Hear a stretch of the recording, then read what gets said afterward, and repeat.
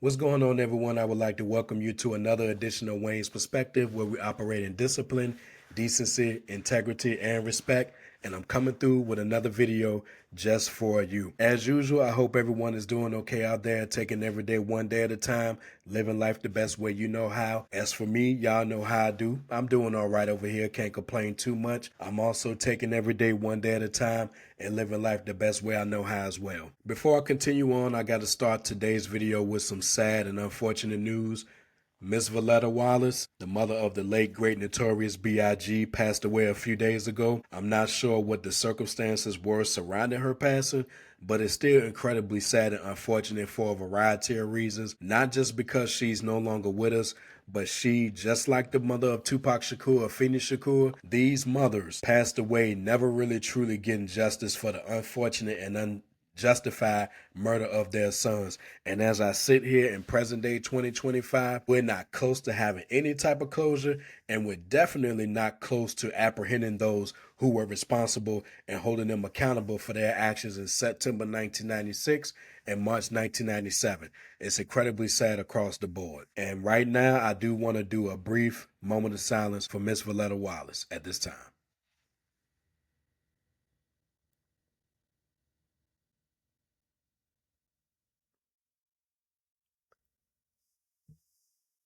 Rest in peace, Miss Voletta Wallace. Rest in peace, Afeni Shakur. Rest in peace, Tupac Shakur. And rest in peace, Christopher Wallace, better known as the Notorious B.I.G. All of you will be very, very missed. And my thoughts and prayers go out to the Wallace family and the Shakur family. Switching gears, we're going to go ahead and get to today's video, in which I'm going to be doing a brief review of the new Smith & Wesson album titled Infinity, which dropped on February 21st of 2025, which was yesterday as I record this. As most of you know, I'm a longtime fan of the Boot Camp Clique. I've been a fan of Smith & Wesson ever since 1994 when I heard Bucktown for the first time and went absolutely crazy. I own all of their albums, so naturally when I heard that they were going to drop this, I saved it on Spotify. I checked it out. I like what I heard.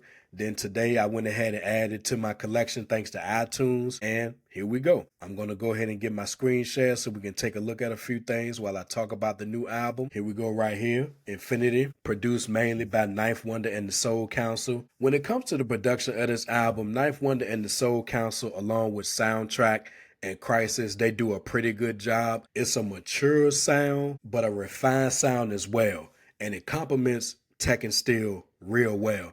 And speaking of Tech and Steel, I just want to say one thing about these brothers.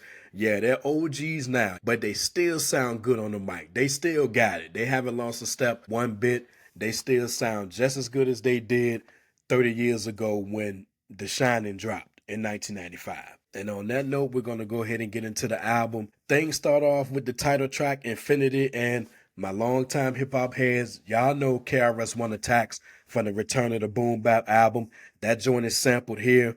We will be here forever and ever and ever and ever. Y'all know what I'm talking about. It's a real dope way to start the album. They pretty much tell us they're not going anywhere. And like I said, they've aged. You can tell it in their voice, but they still sound good. And speaking of good, it's a lot of that on this album. I like Moses Promise. That's a good song. The aptly titled Enjoy Your Life is a very, very good song. And at this point in life, we need to hear a song like this. It's real uplifting. And we get a couple of uplifting songs on this album as well. And the one little nice touch I like about this song is that for about 1 or 2 minutes, they let the beat ride out. And that's something that I've always liked from an old school standpoint. And I mentioned the word uplifting. That's what we get on the song Church, which features newcomer Jalissa. She does a very good job there. I also like A Beautiful Trip. There's a lot of soulful vibes on this song, and they talk about the full circle with life. It's a real good song. And speaking of real good, gotta talk about the guest that's on this album as well. Medina, which is pretty good. This was produced by Soundtrack. This has Pharoah Monch, still underrated to this day. And y'all know whenever he come up on a song, he gonna drop a dope verse.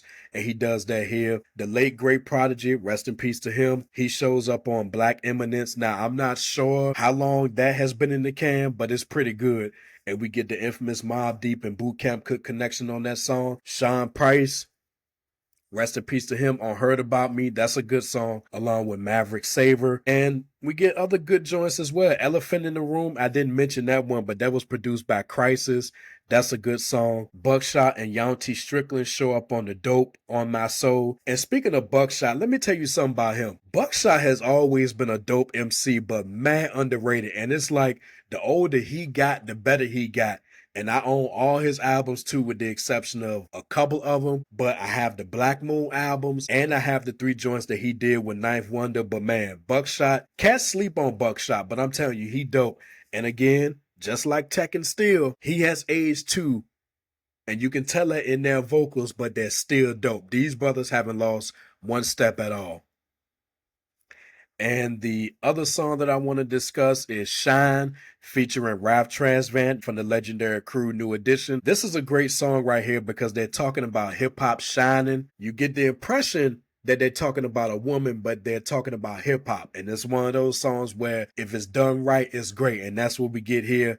And also it's smooth, but rugged around the edges as well. And that's what make it stand out. And speaking of standing out, Just Stay featuring Conway the Machine. That's a dope song as well. And usually when Conway shows up, you can expect a dope verse. And that's what we get on here. I don't think I left anything out. There's no real true low points to speak of. But if I had to leave one song on the cutting room floor, it would be this joint right here. The Mask featuring Sweater. It's good, but it's a joint for the ladies, and I didn't really care for it too much. It's not a bad song, but I could have done without it. But everything else on this album is pretty damn good, amounting to a 4 mic rating from me. A couple of things were missing. Where were Eva D and Mr. Walt? That's not throwing any shade or taking anything from the job that Ninth Wonder and the Soul Council and Soundtrack and Crisis did, but you want to hear Tech and Steel over that Beat Minus production. You can never go wrong with it. So I wonder where they are. Next, where was Rock? Where was OGC? Where was the Boot Camp Click posse cut?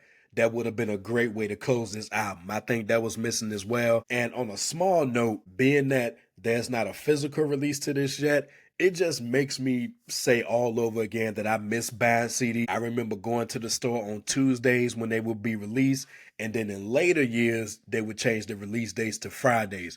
But I miss that. I miss buying CDs, y'all. But that's just me. I'm sure most of you do too, but it's nothing like having the physical copies in your hand. Overall, it's a 4 mic album. It's pretty good. Is it better than their previous album, The All, from 2019? I'm not sure. I would have to listen to both of them back to back.